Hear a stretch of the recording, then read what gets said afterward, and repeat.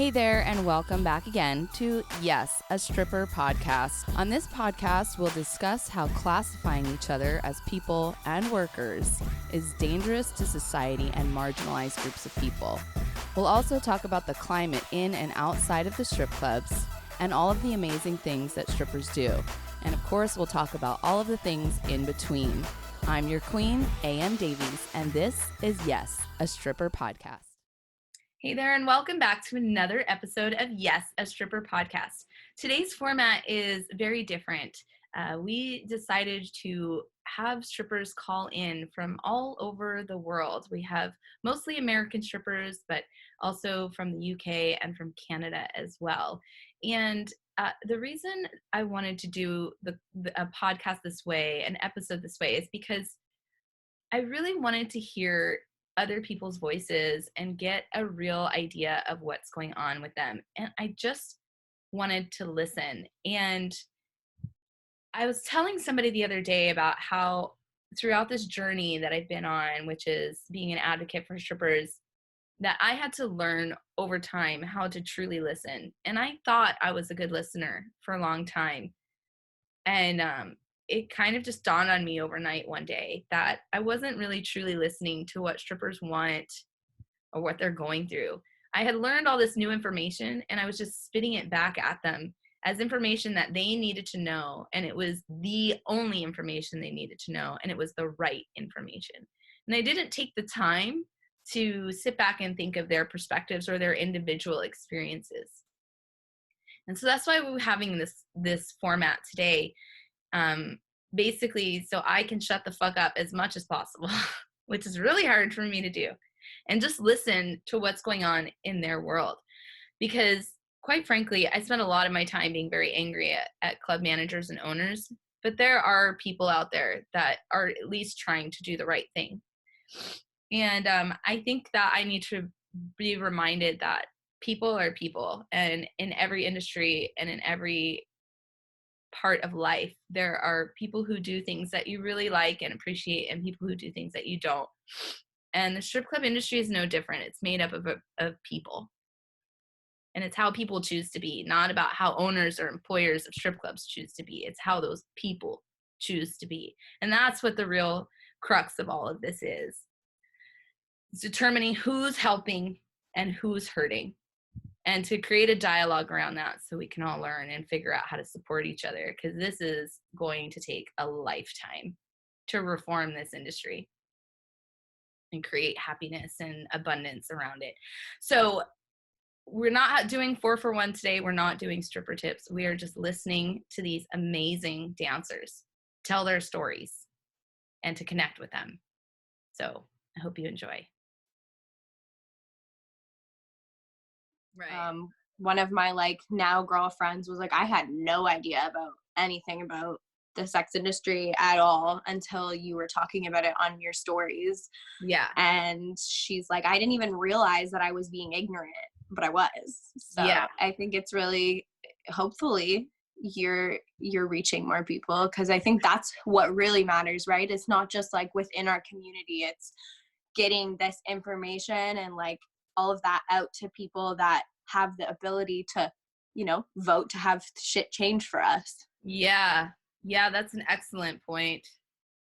Well, I just started recording because what you were saying, I was like, this is good. So, let's just let our audience know we're talking with Samantha Knox. Hi, what's up? Hi, and can you tell everyone where you're calling from? So I'm from Ontario, Canada. I'm in southern Ontario. Okay. But I've traveled around a decent bit throughout the province and throughout Canada and a little bit in the States. So we were just talking to a stripper from Toronto. Oh, cool. I might know or might not, though. Yeah, she goes by Phoenix, but you'll see on the episode. Yeah. And we were talking about the differences between how employees or strippers or sex workers are treated differently than in the States. Do you have experience talking with American strippers and understanding the differences? Oh yeah, a lot. Yeah. And I've even I've personally interacted as a dancer in the States. So it's crazy to me just how different it is, even just like on the west coast of Canada to Totally. this side of Canada, I've heard from that. like southern America to like, you know, north, like in New York versus like Texas. So like we don't have house moms here. That's like one of the biggest but like kind of smallest things I've noticed. That's not a thing here. Like Yeah. we don't have that. So our fees are different. Like things are, I would say we're like a less mature version. It's just not been as developed.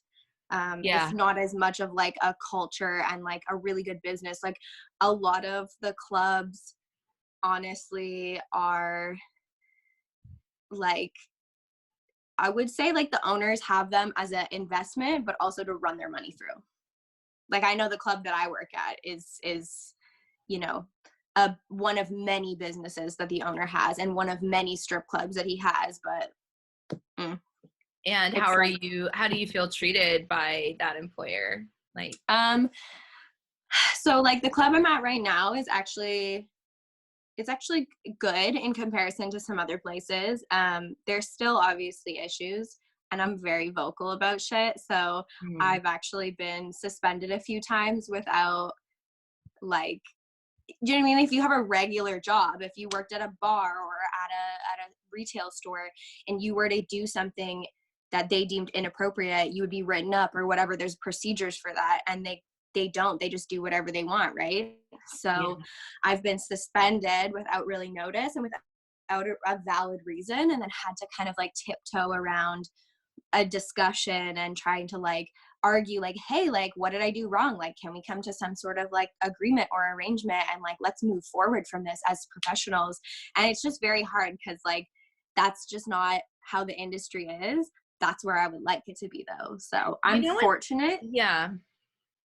It's so infuriating. But I don't love it. Yeah, it's infuriating because like the more conversations I'm having with strippers, the more like you guys are on top of your shit and your employers are like, I don't know what I'm doing. And it's like exactly. And the way we're portrayed constantly on a regular basis is that we're like just dumb and irresponsible and like on drugs. Yeah. And we're basically telling these business owners like, hi, this is how you do things or not do things. And then you get suspended for it. Yep.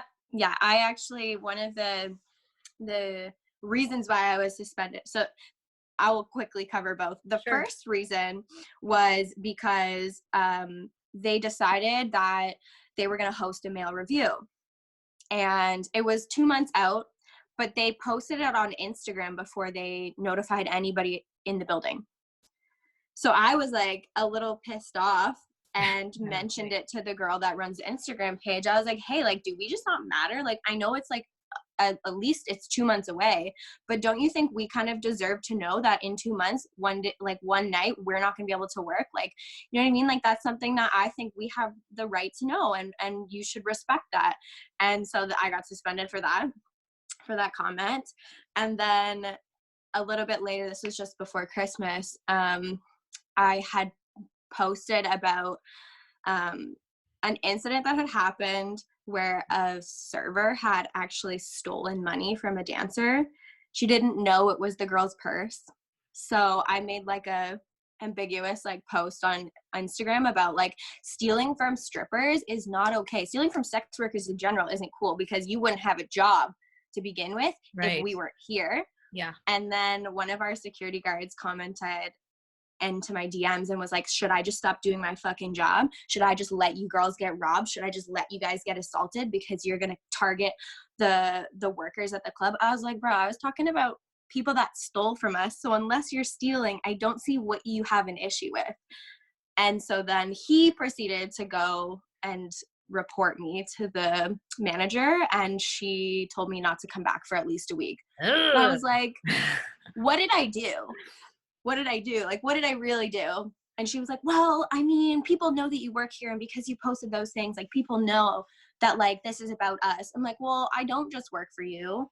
And if people assume that, don't you want your business to have a good reputation? So why do you keep those people employed? Yeah. It's not me that's like bringing that bad rep to you. Yeah. Wow. Well, that answers our question. What's your work life like before Corona? I got suspended a few times. Yeah. Yeah. Well, thank you for standing up for people. I mean, people like you are very, very important, and it can be scary and annoying, but you're doing great work just by being a voice, Being loud. Yeah, totally. Were they very helpful to you during the closure period? Was there any reach out to you, or did they support you in any way? So the night that we closed, this was the 16th of March, so the day before St. Patrick's Day, and the government had announced that all bars and restaurants had to close after midnight. So like on the 17th, everything was supposed to be closed. So we were like, are we supposed to stay open? Because we technically don't start our next day until after 3 a.m. Do you know what I mean? Mm-hmm. So we were there and it was horrendous. And they had put up like rules stating that we couldn't sell VIPs. And we could only do table dances. And we were like, what? Like, how does that make any sense? Because technically our bylaws don't permit touching. We do, but they don't permit it. So that was just such a weird distinction for me, because I was like, arguably it's the same amount of contact, 0, right? And then the next day they decided to announce that we were like closed until further updates from the government. And the manager sent out a text to like as many people as I guess she had the contact info for, and sent out like a little blurb from the owner who had like posted stuff on the social media. But other than that, like there wasn't really anything. I reached out to my manager actually and was like, hey, I just wanted to know how you're doing. Are you good? What's up? And she was like, this is really fucked up. And like, I miss work. And I was like, yeah, I feel you, lady. Yeah, totally. So we learned that in Canada, if you're a taxpayer, that they're basically giving you $2,000 a month right now, the government. So there's different programs, but the primary one they've set up is called CERB, which is the Canadian Emergency something benefit. And so to qualify for that, you have to be not making any money right now. You have to be out of a job, and you have to have claimed at least $5,000 the previous year. So either 2018 or 2019, because technically 2019 taxes haven't been submitted yet. Right. So it's weird because they're basing it off of 2018, but they also said within the last 12 months. So I'm not sure if they're going to turn around and then when this is all over, be like, well, you actually made like far too much within those last 12 months and they'll want it back. Like it is taxable.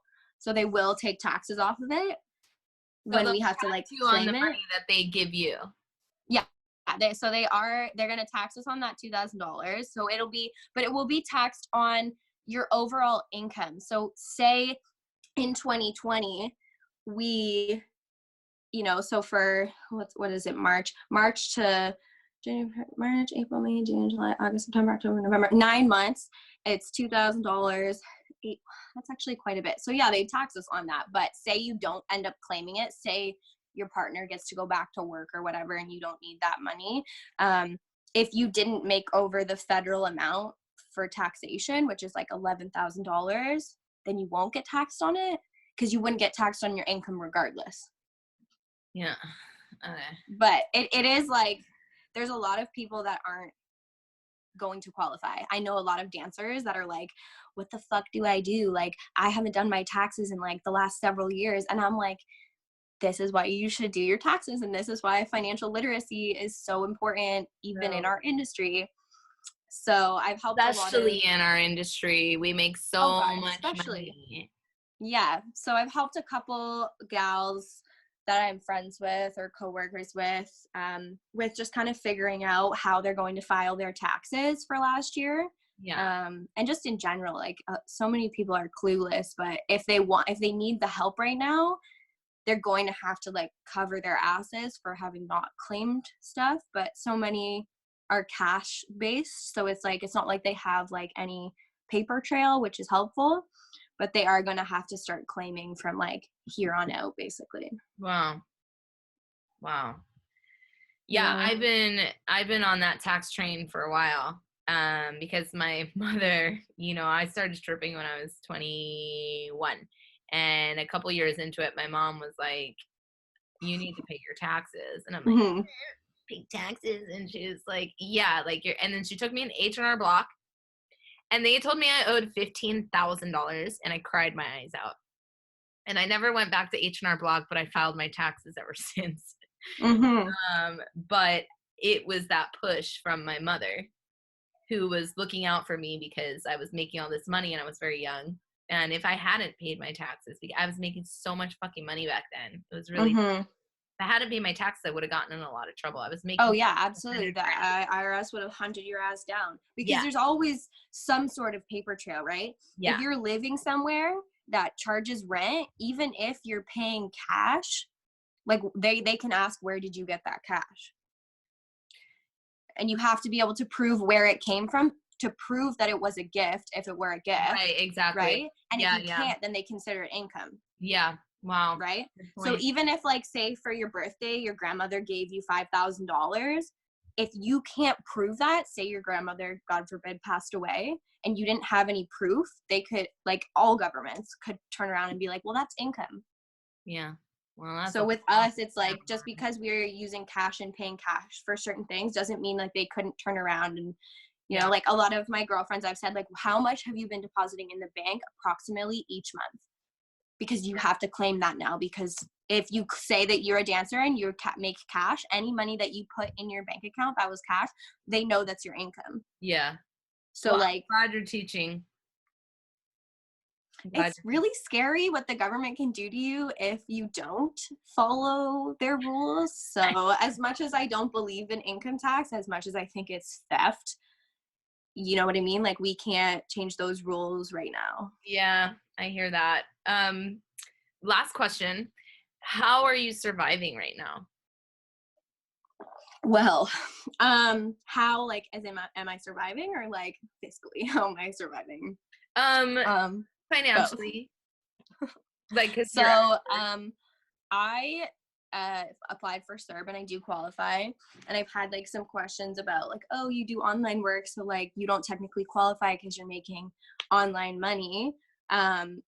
So I'm just gonna deal with that bridge when I have to cross it, whether I'm gonna claim, so say the economy goes back to functionality in the fall, then I'll just claim that income for that quarter.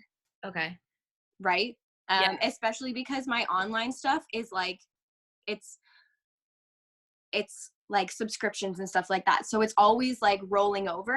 Do you know what I mean? I don't have to be actually working. Yeah. So it's like, if somebody has like money that YouTube or whatever site is paying them from a video that they posted already, right? Is that considered income? Do you know what I mean? How are they going to quantify when I was making money? So that's my thing. But my partner's also very thankfully still working. He's actually working right now over that way. But I was like the primary like payer for our bills, just so that he could like save and do other things, and I could focus on like the bills because my income was higher. But now his income is higher, so we've just kind of had to like cut back on. Do you know what I mean? Like, it's not like we can save right now. It's not like we can invest our money. It's not like we can do like the things that we were doing before, but like we're managing, thankfully. Yeah. Good. Yeah. I'm glad to hear it. Yeah, it's definitely different here. I'm very lucky to live where I live, even as a Canadian, because even our laws are different province to province, obviously. But like, I can't get evicted. If I stopped paying my rent right now, they can't evict me. Yeah. Good. Whereas like in other provinces, people are getting evicted. Not good. Got it. No, it's not. All right. Well, That's the rub. If you have any questions, comments, or concerns, you can email us at yesastripperpodcast@gmail.com. Be sure to follow us on Instagram at yesastripperpodcast. And you can catch the show on YouTube, Spotify, SoundCloud, anywhere that you can find podcasts. We hope you tune in next week. I've been your host, A.M. Davies. See you soon.